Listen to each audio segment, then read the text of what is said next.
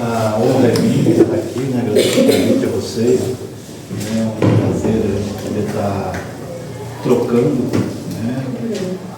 Viver é isso, a gente está trocando, interagindo. Então, para mim é um prazer muito grande. Agradeço. A gente está feliz porque tomou café, bonitinho, né? Mas a felicidade maior é pelo conhecimento, pelas trocas que a gente vai tendo, como essa que a gente teve agora aqui. A gente recebeu toda essa, muito carinho, né? Essas informações do Henrique, do Sadak, do Varek. Tudo isso alimenta de uma outra forma, né? Alimenta, né? Vai para o nosso, como a gente diz, né? A gente vai escorregando para dentro, vai compondo o nosso mundo interno, né? Vai compondo o nosso universo interno. Eu vou trazer uma coisa aqui para gente, a título de a gente conversar, depois se for possível, tecer alguma coisa, puxar algumas linhas aqui. E fiz aqui um roteirinho, mas a gente vai deixar provavelmente a linha solta, vai descendo, deixando a linha solta também, porque quando a gente pensa bem no território, essa coisa de realmente fica fechado, né? Território fechado, e na vida não existe, né? Essa coisa de estar fechando, a gente fecha muitas vezes a representação do mapa, da arte, colocando molduras, está sempre colocando molduras, mas as coisas estão em aberto. Né? A gente troca muito isso porque, de alguma forma, nossos contornos não existem. Esses ruídos, na arte a gente vê o contorno, né?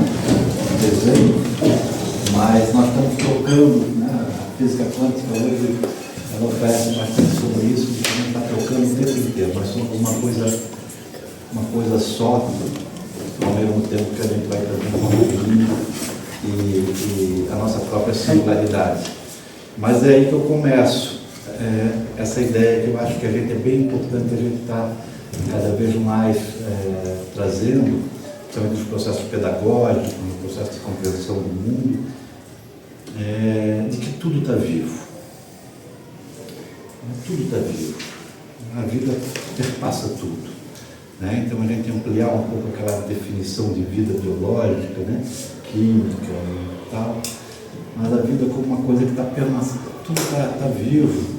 E aí uma ideia, por isso que de alguma forma isso foi muito boa a fala do Henrique, do Sadak também, que a gente vai na verdade estar costurando junto, porque tudo está vivo e tudo está em movimento, a vida é em movimento. Viver é estar em movimento. Quando a gente para, quando a gente começa a estagnar, a gente vai criando problemas para a própria vida. Então tudo está vivo, tudo está em movimento. Não são só os animais que estão vivos, não são as plantas, não só somos nós, mas tudo. As rochas do Henrique estão vivas. Tudo está vivo. Todo esse processo está vivo. Tudo tem uma história, está em movimento. E a gente às vezes acha assim, puxa vida, as pedras estão vivas, os minerais estão vivos. Né? Tem memórias, né, Sadak, que estão cheios de memória, carregados de memória. Mas como memória, né? Mas a gente anda vai para cá com esse negócio na mão, né? E que tem, na verdade, um chipzinho, que hoje está essa discussão toda dos minerais críticos, né? Um chipzinho que no ar ele capta imagem, capta música, né? A gente manda para lá. Vai mandando. Então tudo está vivo, tudo está em movimento. Então essa ideia de que tudo está vivo, tudo em movimento é fundamental. O Henrique mostrou para nós que tudo está vivo. Né? Quando ele foi mostrando aquelas pranchas ali, ele foi mostrando a Terra em movimento, a Terra se conformando, né? Se moldando, se transformando. E aí essa vida é uma vida para a gente pensar ela um pouco como uma série de, como se fosse um grande mutirão nessa constituição da Mãe Terra, da nossa paisagem da ilha de Santa Catarina, a própria ideia de paisagem. E paisagem é um conceito, de certa forma, abstrato, como território, né? Mas ela é um resultado de uma série de agências, né? Onde o Henrique falou ali as agências vulcânicas, as agências do mar, as agências do vento, que estão o tempo inteiro modificando.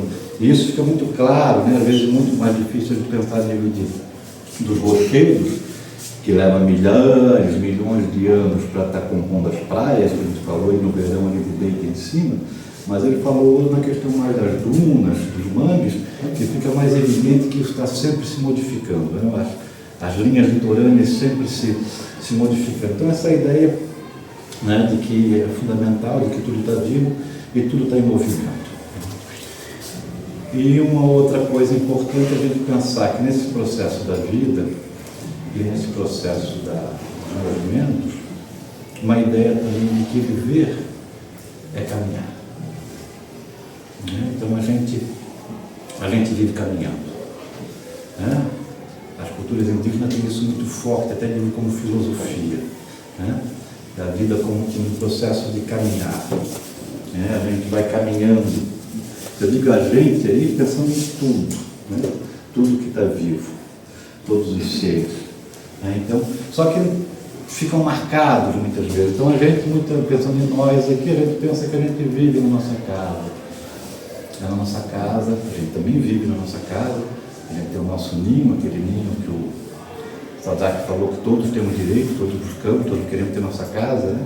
Mas a gente vive na nossa casa, a gente habita ali o quarto, a sala, mas se a gente for pensar, boa parte da nossa vida, da nossa experiência, daquilo que a gente foi acumulando, daquilo que a gente foi, né, foi nos constituindo, foi as nossas caminhadas pelo mundo, né? Nos mercados, nas escolas, né? Para visitar os parentes. Qual o tecido, qual a rede, cada um de nós sabe a rede, a malha de caminhos que a gente percorreu durante a vida. E que vai constituir nosso território de alguma forma, né? Onde a gente vive, e a gente vai, e esses caminhos, obviamente, é ali que a gente vai aprendendo, ali que a gente vai interagindo, porque a gente não vive sozinho, a gente vive em comunidade, a gente vive com outros seres, e é nessas caminhadas que a gente vai encontrando, que a gente vai interagindo, que a gente vai experimentando, que a gente vai, né? Então a gente vai encontrando as árvores, né? A gente vai encontrando os outros seres, né? As outras espécies, a gente vai encontrando os outros humanos, e ali a gente vai, então também é fundamental essa ideia, né? Para a gente também pensar e levar para nossas crianças, para nossos jovens, essa compreensão de que viver é caminhar, um processo contínuo. E a gente então vai caminhando, e aí a gente vai, de certa forma, habitando um espaço, um território. Não um espaço, eu não gosto muito de espaço, para essa coisa fazer um local, né? Um local, um ambiente. E a gente vai habitando e vai se habilitando. Né? É um processo de se habilitar para viver.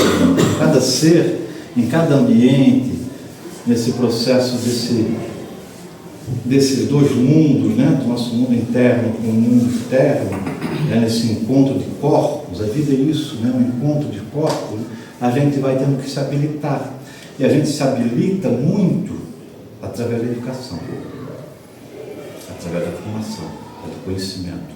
E não falo só do conhecimento formal, da educação formal, mas daquela educação que a gente vai tendo na cultura. Né? Então é ali que a gente vai, né? Ali que a gente vai aprendendo a pescar na Bahia, ali que a gente vai encontrando as ferramentas de pesca, ali que a gente vai, né? O ancião, o pai, o avô, vai ensinando a pescar, ou vai ensinando sobre a floresta, né? Ou vai ensinando a andar no mundo urbano, na cidade, né? Que é muito mais perigosa do que a floresta. Né? Então esse processo de habilitar que vai sendo realizado, né? Que vai sendo constituído através da tarefagem da vida, né? Das tarefagens, né? Isso aí eu indicaria para vocês, procurar um autor que eu gosto muito, que é o Tim Ingold, né? Tem uma série, posso depois passar direitinho, onde ele trabalha essa questão da tarefagem, né? Que é ali que a gente vai se habilitando, que a gente vai se preparando, e aí de alguma forma também vamos criando, cada qual, né? As suas características étnicas, né? Por isso essa diversidade, a diversidade cultural, a diversidade que tem a ver com esse processo na nossa relação com o mundo, que a gente tem que saber lidar. Né? Se eu moro na planície, se eu moro na montanha, se eu moro na floresta, se eu moro num lugar mais frio, e por aí vai. Então, assim, isso é um pouco de fundamento, né? Um pouco de fundamento dessa ideia aqui. Né? Dessa ideia também que tem outro fundamento, para a gente para pensar um pouco, que é como o Henrique estava falando, ele falou de perturbação, essa ideia de que as coisas ocorrem um pouco como nesse pêndulo, né? Entre duas situações, que é as situações, as condições de perturbação e coordenação. Isso se dá, por exemplo, os geólogos, quando vão fazer as leituras, né, das camadas, ele, na verdade, ele faz a leitura das perturbações. As perturbações, o Henrique trouxe para nós, o que ele mostrou ali, na verdade, está relacionado a perturbações, né, o aquecimento, a glaciação, as questões tectônicas, né, o vulcanismo, são esses processos. Só que sempre que acontece um processo nesse pêndulo, né, coordenado, que vai sendo coordenado pela vida, ele depois começa a ter um processo de coordenação. Né? Então, isso também na história humana. Na história humana, quando muita gente vai ver, né, a história humana, as camadas da história são as perturbações, né, que a gente traz ali muitas vezes as guerras, as revoluções, as pandemias, isso e aquilo. Então, esse processo também Vou dar um exemplo para vocês, então, dar um exemplo um pouco desse processo de perturbação e coordenação com relação à floresta também, na questão das florestas. As florestas, elas muitas vezes também são atingidas pelo processo de perturbação, ou seja, né, um vento forte, um agente de um vento forte, vem e derruba uma série de árvores, né, ou uma chuva muito forte, dá um desabamento, né, escorrega lá uma encosta lá, e é uma perturbação. Depois vai haver um processo de regeneração, de cura daquilo ali, que tem toda uma sequência coordenada. Isso a gente vê, por exemplo, no caso, das perturbações humanas sobre a floresta, quando a gente viu ali, né, o desmatamento raso. O que acontece quando a gente abandona um desmatamento raso, dependente do tempo, né, mas houve desmatamento, houve queimada, houve ali a retirada, ficou um tempo como pasto, como roça, abandona. Quando abandona, o que vem na sequência não é a mata primária, não vem as espécies que a gente conhece que compõem uma mata primária, uma mata clímax, né? O que vem normalmente, o que é? Vem primeiro o sapé, né? Vem ali, como é que é aquela ervinha que está na caixa lá, que é cheirosa ali na mesa? A macela, né? Vem as carquejas, vem as macelas, e elas vêm, né, como se fosse um grupo, né, um mutirão, e elas vêm ali e vão começar a dar já uma sombrinha, vão começar a chegar um bichinho, já chegam as borboletas, daqui a pouco vêm as vassouras brancas, as vassouras vermelhas, e vão tipo um mutirão. Ei, turma, cada um é como se fosse fazer uma casa, vem a turma que sabe fazer o fundamento, depois vem os que vão fazer a parede, vem os que vão botar o telhado, depois vem os que vão botar a eletricidade, e por aí vem, né? Então ali elas vêm, aí vai vir a capoeirinha, como, né, que são termos indígenas, né? O Klein usava muito, nosso botânico, né, de capoeira, porque a mata primária é a caeté, a mata verdadeira, né, nos guaranis. E a capoeira é a mata secundária, né, a mata que vem depois. Então vem a capoeira, a capoeirinha, a capoeira. Na capoeira tem a capuroroca, vem o mangue-formiga, vem o camboatá, vem isso, depois vem tudo que é espécie, cada espécie com como eu falei para vocês, com uma habilitação, né? Porque são o que? Mais resistente ao sol, mais resistente à pouca umidade, mais resistente a um solo mais pobre, e vai vindo até chegar depois uma mata secundária, quando a gente vê esse garapuvus aí nas encostas, né? Floridos aí na frequência, aqueles dourados de Garapuvu. Agora nós estamos chegando numa mata secundária, né? Geralmente com essa característica homogênea. O Garapuvu numa mata mais conservada, ele é mais raro, né?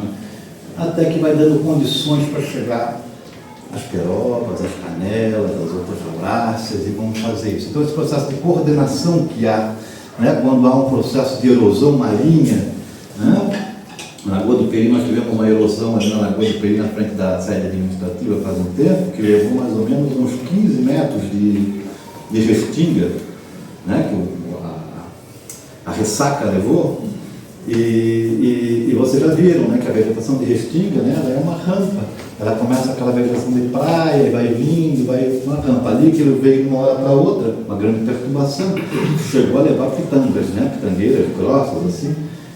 Agora, se você for ver, vai fazer já uns anos, ela ainda não conseguiu ainda, vamos dizer, chegar na sua formação mais, né, com mais de acordo ali, que é aquelas plantas que têm mais resistência com a salinidade, com o vento, isso, aquilo.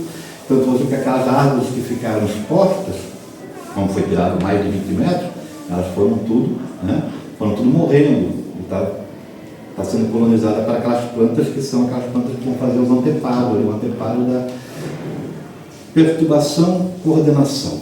Não é? Coloco isso porque depois eu acho que eu vou voltar nisso mais na frente ali, né, para ver qual é o impacto que nós estamos causando no nosso planeta e o impacto que a gente está causando na nossa cidade, ou que nós causamos ao longo do tempo. Por exemplo, a floresta, que como a gente viu aqui, foi 200 anos de agricultura, 200 anos levando ao desmatamento raso, né, empurrando para o alto das encostas todas as outras formas de vida.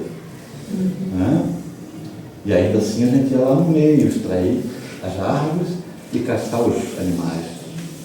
Né? Então, 200 anos. Eu falo com o Henrique, por exemplo, quando o Henrique fala da questão da erosão, da sedimentação nas baías, são chutes meus, eu sou meio de chutar. Às vezes eu acerto um e erro um monte. Mas assim, eu imagino que talvez a gente perdeu mais de 1 metro de solo dessa ilha durante esses 200 anos. Porque vocês imaginam todo ano queimar e todo ano capinar e plantar. 200 anos, gerações, capinando e ciscando, e os agentes, a chuva, que é a mesma chuva que é um agente no processo de coordenação, porque a chuva vai levar sementes, vai carregar sementes, como o vento vai carregar sementes, ela também contribui no processo de perturbação. Então nós perdemos talvez, no mínimo, 1 metro de encosta, de todo esse ribeirão da ilha, pensando aqui, né, de costeira, sendo jogado para a Bahia, né, alterando provavelmente, significativamente, a própria dinâmica ecológica Então, para pensar um pouco essa questão da coordenação, isso no sentido para a gente depois chegar mais no final e pensar naquilo que hoje está se falando de antropoceno, né? Da encruzilhada do antropoceno. Né? Não só a flora, nós levamos também a extinção de muitas espécies aqui na ilha de Santa Catarina. Nós perdemos todos os felinos que estão bem ali, a coisa mais linda, né? As onças, o puma, né, o maracajá, o tigrina, o jaguarundi, a jaguatirica, tudo que existe foram extintos. Foi extinto na ilha Anta, foi extinto na ilha o veado mateiro. Temos informações até da década de 50, a presença deles aqui. Ou seja, nós extinguimos outros seres. Né? Também para chegar a uma ideia, por isso que eu vou fazendo fio assim, vou ficando meio confuso, meio coisa, mas também para a gente pensar nessa ideia de multiespécie, território de multiespécie. Né? Todos esses, nós estamos aqui, nós temos uma história humana em torno de 5.000 anos, que a gente pode também pensar um pouquinho nessa questão, também na questão da história indígena aqui, chegando, mas esses seres aí estão muito antes de nós ainda. Milhões de anos acompanharam todo esse processo que o Henrique trouxe para nós aqui. Né? Nossa floresta atlântica tem uma característica semelhante, está nesse indo e vinda com relação às glaciações, mas muito semelhante há 50 milhões de anos. Então, né, a nossa perturbação foi muito grande com relação à flora, com relação ao solo, né, com relação até os aspectos que a gente chama minerais, né, as pedreiras aí. Né, o pessoal odeia pedrita, né? Mas todo mundo tem uma calçada de pedra em casa, né? Entende? Todo mundo anda de carro em cima da pavimentação. Né? Mas então a nossa perturbação, isso pensando aqui localmente, é muito grande. Né, para a gente pensar um pouco, né, porque também estava aqui na minha listinha, lá no final, assim, no meu roteiro, para a gente pensar nessa ideia de encruzilhada que a gente vive, nessa encruzilhada que a gente está vivendo. Né, e é muito importante a gente estar falando isso com formadores, com professores, com lutadores. Né. Vocês viram ali, né, o Sadraque fazendo, né, o apelo, me ajudem. Me ajudem. Está muito claro a questão, né? A gente basta fazer aquela leitura contra apelo, como o Benjamin falei, para entender o porquê dessa dificuldade deles. Né? O porquê dessa dificuldade, né, da população indígena, da população negra. Porque quando a gente pensa que a gente está dentro de um processo democrático, né, o esbraçamento é infinito. Quando tu tem no primeiro artigo da Constituição que todos somos iguais. Opa, se todos somos iguais, vamos em frente. Então eu também quero ser doutor, eu também quero morar.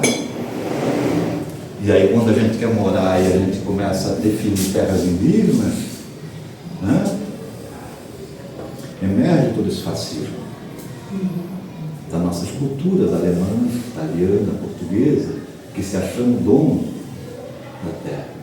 Né? Então isso está muito claro, e esse apelo de ajuda. Né? Nos ajudem, não só a comprar uma etapa de artesanato, mas nos ajudem no campo da luta, das ideias, do pensamento, da formação. Né? Então, para a gente estar pensando nisso, né? Então, e tudo isso a gente pensando então dessa forma, que tudo isso, né, todas essas forças, né, esses elementos, a água, terra, fogo, ar, sol, né, lua, né, nós, aquilo que a gente chama de fauna, aquilo que são tudo agentes de um processo de constituição de uma paisagem, de um ambiente. Né? Somos, de alguma forma, estamos marcando, né, com a nossa passagem aqui também, cada qual. Né? Como é que a gente marca isso? Aquelas marcas na pedra, como o Sadraque falou ali. Né? Eu tenho uma hipótese, vou tentar fazer um parênteses aqui, não me perder, mas eu tenho uma hipótese de que isso aqui era um centro de um território, mas ele é um centro sagrado desse território indígena, a ilha de Santa Catarina, a terra sem marcas. Como se fosse uma catedral de peregrinação. Quando o Henrique fala que as nossas figuras rupestres, as artes rupestres, estão de Porto a Garopaba, aqui, né, sempre virado para o sol nascente, sempre virado para a lua nascente, recebendo aquela força do mar, né, que há milhões de anos, como a turbina, movimenta esse litoral, né? Nós temos informações arqueológicas de que havia uma população provavelmente indígena maior na região da Babutonga, em São Francisco. Isso em função, talvez, da abundância de alimentos. Tá? E em Laguna também. Em Laguna, na região de Laguna, uma população também muito grande, se a gente for pegar o levantamento arqueológico, os sambaquis, né? E talvez, possivelmente, também já na região do Planalto também, onde também tem a abundância do pinhão, etc. e tal. E a minha hipótese é que havia população aqui, menor número, mas em tempos, esses grupos todos vinham para cá, para fazer as suas festividades, seus encontros, suas trocas, como o Baré falou, né? Estão sempre trocando, para mim evidenciaram, e vinham para cá, vinham e trocavam, e vinham. Isso eu peguei, sabe, Baré, de uma ida que eu fui, tu me falou do Charrua, eu estou muito próximo espiritualmente, e eu fui lá num local que era um local onde eles se encontravam, porque os Charruas, eles circulavam pelaquela região do Uruguai, da Argentina, sul do Brasil, mas tinha um local lá que era um local que eles se encontravam, era um vale lá no meio das Campinas, se encontravam anualmente. E eles se encontravam anualmente com os seus, ao mesmo tempo que havia os festejos, né? Os festejos, e ali havia as trocas, ali havia os casamentos, ao mesmo tempo que havia isso, os anciões se reuniam numa pedra do conselho, que eu cheguei a conhecer também, né? Para pensar no ano seguinte. Porque o ano seguinte eles têm novamente circular pelo território, mas não normalmente pelo mesmo, porque tem a questão da extração, a questão, né, da fauna, tu tem isso, então muda um pouco, tu tens que mudar e ao mesmo tempo circular de forma diferente pelo território. Então aí os anciões planejavam, porque daí eles iam ficar novamente esses grupos um ano, provavelmente circulando, né, longe. Mas ao mesmo tempo, e daí entra um pouco da minha hipótese, ao mesmo tempo muitos ritos de passagem aconteciam também nesse momento. Ritos de passagem para meninos, meninas, para esses processos mas também de iniciação xamânica, de pajés, novos pajés. E isso me lembrou muito quando tu falou da lei do Paulo Silva, da FIA, ligada ao rito de passagem. Aí me ligou também exatamente, começa a me fechar um pouco a minha hipótese, não é um fruto tão, né, provavelmente também está relacionado a isso. Então esse como um lugar sagrado. Então a gente poderia começar a pensar nesse lugar como um lugar sagrado, como um lugar sagrado. Depois nós temos toda uma história que está marcada na paisagem pelos povos indígenas, nas suas artes, nas suas inscrições rupestres, nos seus sambaquis, né? Nos topônimos que a gente tem ainda hoje, na nossa própria vocabulário, nós usamos muitas palavras, na própria medicina nós usamos muitas ervas, né? Muitas coisas. A farinha, né, que a gente come, né, foi uma herança indígena, a canoa de Garatuvu, uma série de medicinas. Então tem todo esse processo, né, muito importante, milenar, mas a gente vê que a ocupação indígena foi como se fosse uma brisa gostosa, né? Uma brisa refrescante, porque daqui a pouco chegou o quê? O vento sul, pampeiro da colonização, e veio arrebentando, do ponto de vista histórico, né? E a gente vê isso nas marcas que o Henrique nos trouxe aqui. E com outras compreensões, outros modos de vida, e talvez um dos principais que venham nos trazer problemas até hoje, como a disputa ainda, que é essa coisa da propriedade. Né? Não a necessidade de ter onde morar, de ter, né, os instrumentos para se habilitar e para viver, mas da propriedade.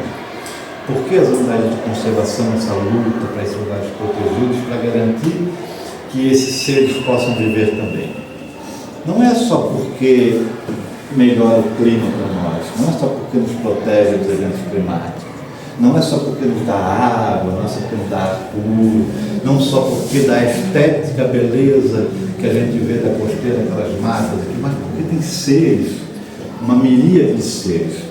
Uma vez o prefeito me perguntou nessa discussão de propriedade, assim, mas tu acha que quantas propriedades tem nas unidades de conservação? Se não sei. Não sei. Talvez a gente possa até fazer as contas, chegar próximo, mas eu acho que nem o cadastro da prefeitura tem isso. Mas eu queria lhe perguntar, quantas árvores o senhor acha que tem nas unidades de conservação? Estou falando de espécies. Espécies nós temos em torno de 460. Nós temos algumas dezenas. Quantos mamíferos, quantos o senhor acha que tem de pati nessas unidades de conservação? Quantas serpentes, quantas jararaca, quantas coral, quanto tamanduá-mirim, quantas bromélias, quantas espécies, quantos insetos, tudo seres que eu digo, tem uma ontologia, tem uma razão em si mesmo. Não é? Por que algo existe? Porque tem uma razão de ser, não é? Tem uma razão de ser. Então eu perguntei para ele, se o senhor sabe quantas nascentes, o Sadraque falou, os rios são vivos, né?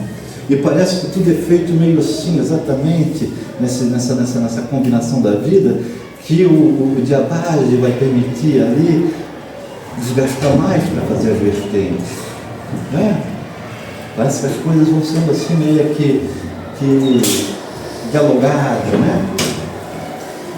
Então, eu não sei o meu tempo, como é que está aí, mas é isso. Aí nós temos todo esse processo, né, de história, daí a gente poderia entrar aqui na questão da chegada dos bandeirantes, a gente poderia ir mais à frente com a chegada dos bandeirantes, o que significa isso, os bandeirantes vindo pelo litoral do Paranaguá, São Francisco, a ilha de Santa Catarina, a Laguna e a colônia do Sacramento. A gente poderia contar cada vez como é que aconteceu essa relação dos cientistas, porque ali está muito forte a passagem da cultura indígena para nós. Por quê? Porque o açoriano chegou não sabendo nada. Não sabia nada, chegou no vazio. Então ele na verdade vai pegar o quê? Porque também os indígenas já tinham afastado, já tinham sido expulsos, já tinham sido violentados, já tinham sido recuados. Em algum momento até um pouco de vontade. Quando chegou a pesca da baleia mesmo, eles não suportaram, né? As baías aqui, os mares ensanguentados. E as carcaças, o cheiro, a podridão nas praias. Né? Baleia, imagina a baleia. Quando vocês vão aqui em Lomba Alta, passando o hotel do Wagner, tem um museu ali, arqueológico também colonial. O primeiro zoolito que a gente encontra quando entra é uma baleia, lá na serra, na pé da serra, né? Na pé da mão. Está lá a baleia, né? A baleia como um zoolito, provavelmente sagrado, com aquela coisa em cima para fazer provavelmente alguns livros, né? Então a gente poderia chegar depois nos açorianos acompanhando esse processo. E esse processo, como o Henrique falou, a gente não está aqui para julgar, porque as pessoas precisavam plantar, precisavam comer, não tinham informação, não tinham conhecimento. A maior parte dos açorianos que chegaram aqui eram iletrados, por isso que nós somos fofoqueiros, a gente não trouxe livro na bagagem, como os italianos trouxeram, como os alemães trouxeram, né? E que ainda hoje tem lá nas suas colônias. Não, tudo manezinho iletrado, uma parte, né? E a gente podia entrar nisso para chegar depois nesse declínio que vai ter no meados do século XX, que seria mais ou menos um marco, ali quando o Henrique começa a mostrar as fotos para nós, ali tem a passagem, né? O declínio de uma paisagem agrícola, de um tempo agrícola, né? Dessa história sem conhecimento, sem muita informação. Por isso que hoje nós temos que pensar como é que a gente vai fazer para restaurar nossas florestas, né? As meninas trouxeram essa coisa do bugio, que beleza, nós estamos trazendo o bugio de volta na ilha, né? Ouvir o bugio, que coisa mais linda. Saber que está aí circulando nossas matas de novo, esse processo, porque daí a gente traz algum processo, que é um processo diferente, a gente já vai fazer diferente os usos. Na medida que a gente conservar isso, que a gente regenerar essas florestas, esse espaço, começar a ter uma relação ética mais profunda com os outros seres, nós vamos ter uma forma diferente de lidar com isso que a gente chama de recursos, né? Então, a gente poderia se aprofundar nisso tudo aí, mas eu não queria ir muito para isso, não sei o meu tempo, mas é isso. Então, a partir disso, a gente poderia alcançar essa questão da territorialidade, que hoje eu trabalho muito num território multiespécie, ou um território multiétnico, né? Nós primeiro temos que garantir esse território multiétnico. Nós não queremos que eles não uma casa de passagem, né? E nós aí com um monte de imóveis disponíveis, se alugando, né? Fazendo esse rolo, né? Aquela questão da propriedade que eu falei para vocês. E aí, além disso, se nós pudermos avançar, que é fundamental, porque a encruzilhada é essa. A encruzilhada é essa. Onde é que nós vamos se manter? Aqui, onde é que nós vamos? Né? E o Brasil está isso, tem esses dois movimentos muito fortes, né? E eu não vou deixar de dizer aqui que tem um movimento para o fascismo, né? Esse movimento para o fascismo, esse movimento para o fascismo que é o movimento para o racismo, né? Esse movimento para o egoísmo, esse movimento, né? Então nós temos que procurar aquele outro movimento, né? aquele outro caminho, começar a marcar aquele outro caminho, né? O caminho ético, o caminho mais de amorosidade, né? Entre nós e com esses outros seres, né? Então, quando a gente anda no mandato de conservação, é realmente pedir licença, porque como o Sadak falou, os nossos anciãos estão conosco, né? Nossos espíritos estão conosco. E sabe onde é que eles demonstram aqui na ilha, né? No caso, nossos ancestrais indígenas, né? Sabe onde é que eles estão aqui na ilha, que é possível a gente perceber? Né? Além das marcas nas pedras, nas pontas. As pontas energéticas que seguram as pontas dessa ilha. Quais são as pontas? Ponta de Caiacanga, ponta da Lessa, ponta do Coral, ponta de Sambaqui, ponta das Almas, ponta das Campanhas, tudo lugar cobiçado há muito tempo para esses lobos aí do egoísmo, né?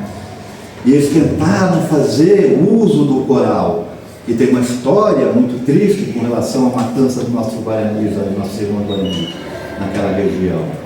Eles tentaram fazer um hotel, Ponta do Goulart, onde eu nasci, ali com o ladinho de João Paulo, onde eu cresci, extraindo ostra e marisco. Eles tentaram fazer um hotel, tudo porque eles querem o quê? Eles querem estar olhando para o mar, o pé dentro do mar, e ir longe do povo, né?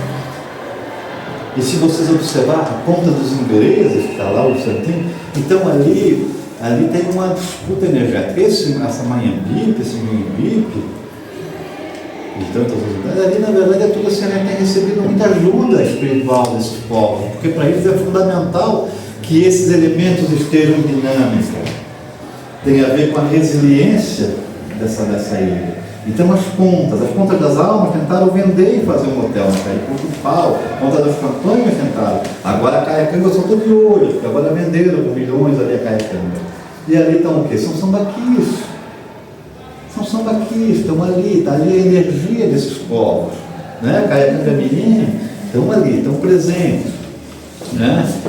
Isso a gente tem que falar muito, sabe, que é importante, porque a gente vive numa cultura, ou numa cultura religiosa meia de jogar para fora, para aquilo que o Hegel falava da consciência infeliz do cristão, né? Porque nós cristãos vivemos na consciência infeliz. O que é a consciência feliz?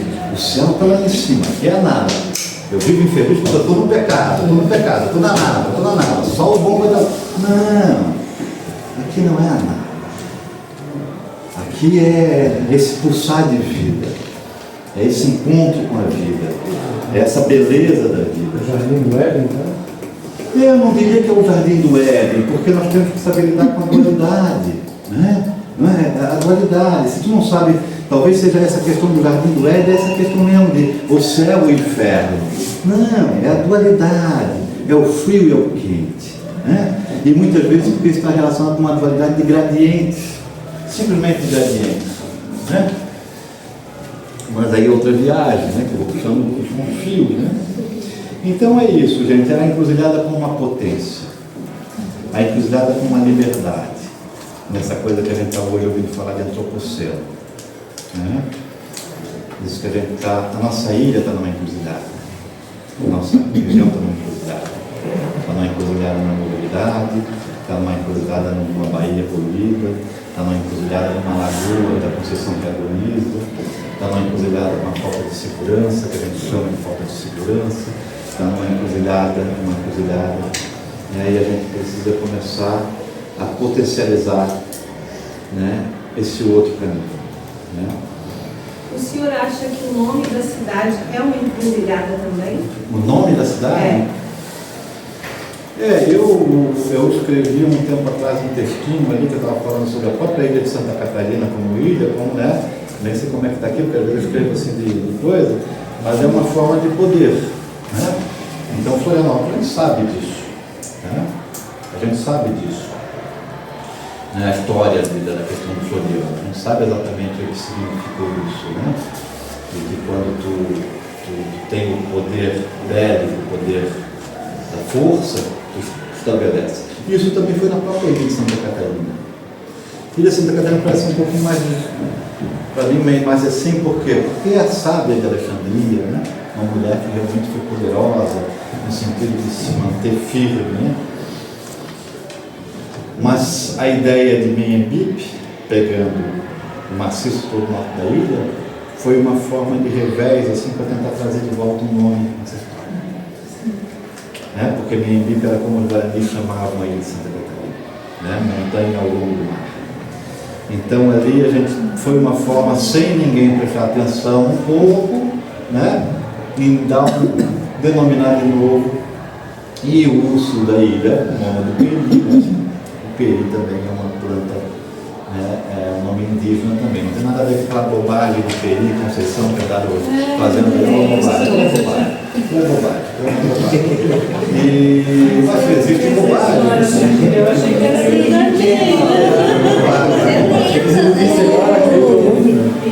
Aquela vegetação aquática da lagoa no que chama Mori, não tem relação? É um junco, mas não é nem necessariamente aquela, tá? Porque o peri é um redondinho, aquele é mais triangular. É conhecido, parece que desapareceu bastante. Onde a gente vê bastante peri é no rio do João Fragato, na lagarta, tem bastante peri redondinho. Mas é isso, tem razão, essa questão do nome a gente tem que cuidar muito da denominação. Né? Hoje eu acho que meio assim a gente já perdeu um pouco a força para mudar isso, entende? O Afrânio tentou fazer alguma coisa com relação à Ondina, não era outra coisa, né? A Ondina era um arquipélago, né? Uma bobagem, porque também não era isso. A Afrânio é o arquipélago de Santa Catarina mesmo. Dentro disso tem o Museu de Florianópolis, isso que eu parava para analisar quando ele trata de Florianópolis, ele enaltece, assim, todo esse campo que você está tentando desmistificar, é o que se enaltece dentro do Museu de Florianópolis. A questão do Fernando Peixoto, o indígena e o negro, conta-se só um pouquinho da história e deixa de lado, vai contar mais a história de quem descobriu, de quem reconstruiu a cidade, né? Então a própria cidade de Florianópolis, ela não faz questão de fazer uma análise antropológica de fato e publicizar essa história, né? Essa antropologia da cidade. Um dos campos também que eu analiso é sobre o Museu do Homem do Sambaqui. E a minha crítica é, por que está lá dentro do Colégio Catarinense? Que é um museu gratuito, mas ele não é convidativo. As pessoas não se sentem convidadas a entrar dentro do Colégio Catarinense e visitar o Museu do Homem de Sambaqui. Né? E quando você chega lá, aparece um padre que te acompanha até o museu. O que é o museu? Aqui a maioria dos artefatos que estão lá ficam presos aqui na tapete. Aqui na beira da tapete. Na ilha, né? E aí a gente vai parar para se perguntar, será que os moradores aqui da Tapera sabem o que encontraram ali? E que... É porque isso aí é um pouco assim, né? A gente também tem, por isso que a gente também está muito dialogando, está muitas vezes fundamentado naquilo que a gente chama de ciência, e a ciência tem muito de política. A ciência, o que a gente chama de epistemologia, que a gente acha com social neutro, isso aquilo, né? Mas tem muita gente que teoria. Né? O que a gente talvez precisasse fazer um museu em Florianópolis, é um museu para colocar o livro de história. Botar o Piazza, o Cabral, no museu, porque exatamente eles fizeram, na verdade, uma historiografia para defender um ponto de vista, aquele ponto de vista do europeu branco aqui. Entende? Por isso que muitas vezes eles vão falar que o indígena já no século XVII não está mais aí, mas está o indígena. Mas eles vão escondendo. E isso é um pouco também nesse sentido desse padre doidão aí, o Vó, né? Esse jesuíta, né? Que roubou o nosso santinho lá do Santinho, exatamente colocar lá dentro o quê? Porque é a escola da elite. A elite tem aquilo simplesmente como uma curiosidade. Né? Algo exótico. A elite da cidade era formada em 2 colégios aqui. Né? O Colégio Catarinense e os homens, Coração de Jesus e as mulheres. Né? A maior parte da população do interior da ilha, que a gente chamava dos arraiais, não tinha nem educação, não tinha isso, era lá. Então aquilo exatamente é para reduzir a eles mesmo, não permitia a discussão, não permitia a reflexão e não permitia exatamente essa percepção que hoje eles estão trazendo de que esse território já era ocupado, já tinha história, não história de 200 anos, mas de 5.000 anos. Entende? Essa ideia, e que essa história de 5.000 anos tinha sabedoria, tinha filosofia, tinha ciência, por isso que a própria antropologia tem que tomar cuidado também, porque é uma antropologia como se ela fosse, só existisse uma antropologia. É como a etnobotânica, né? É para ver que não tem só uma botânica, tem uma série de formas de classificar o mundo vegetal, de interpretar o mundo vegetal, né? Que é isso que seria a botânica, né? Então é isso, a gente tem que estar com o mundo cuidado, porque muitas vezes nós estamos dentro da bolha também, a gente fala da bolha dos outros, essas bolhas, nós estamos dentro de uma bolha. Então, a gente, primeiro, aqui eu não sei, mas eu acho que, por exemplo, o Velho Testamento teria que se botar no museu. O novo, talvez em parte não, mas todo o que se chama de cristianismo é todo problemático também. Talvez lá o princípio lá da humildade, da simplicidade, do perdão, do amor, é muito importante para a gente entender. Mas o Velho Testamento, né, onde é olho por olho, entende? Onde a mulher, né, está numa outra condição, é cheio de problemas, entende? E isso está sendo trazido hoje, que o nosso programa está trazendo isso hoje como uma ética de ser vivida. Né? As pessoas estão querendo viver como se vivia lá naquele tempo no Oriente Médio, né? Aquele nosso tópico, entende? Então é isso, mas então, a gente vê a história e isso, a gente tem que tomar cuidado com a história também. Então a gente realmente tem que reescrever a história. O Silvio Coelho tentou fazer uma história nova, né? O Silvio Coelho tem uma nova história. Porque o Silvio Coelho, quando ele foi fazer o nosso maior antropólogo aqui, etnólogo, quando ele foi fazer o doutorado dele no Museu Nacional, ele foi para estudar os índios, ele foi visitar os índios da Amazônia. Ele foi lá, eu quero estudar, fazer meu doutorado, estudar os índios da Amazônia. E aí perguntaram para ele, mas por que não estuda os índios de Santa Catarina, os indígenas de Santa Catarina? Por que não estuda os indígenas de Santa Catarina? Ele disse, mas tem indígenas de Santa Catarina? Isso, gente, aqui na década de 60, 70, né? O cara que é a autoridade aí, né? Fala, querida. Desculpa. Nada. Muito bom entender vocês. Então, tudo isso aí. Mas isso aí são essas questões que a gente pode depois abrir também, porque são questões que o Sadraque poderia também trazer bastante contribuição, o Henrique, porque daí são. Eu adoro provocar. Provocações, né? Provocações. Mas sempre também com essa coisa da poesia, né? Vamos deixar, então é isso aí. Então eu tinha para vocês aqui essa questão da. Né? Eu acho que daí fecha tudo aí.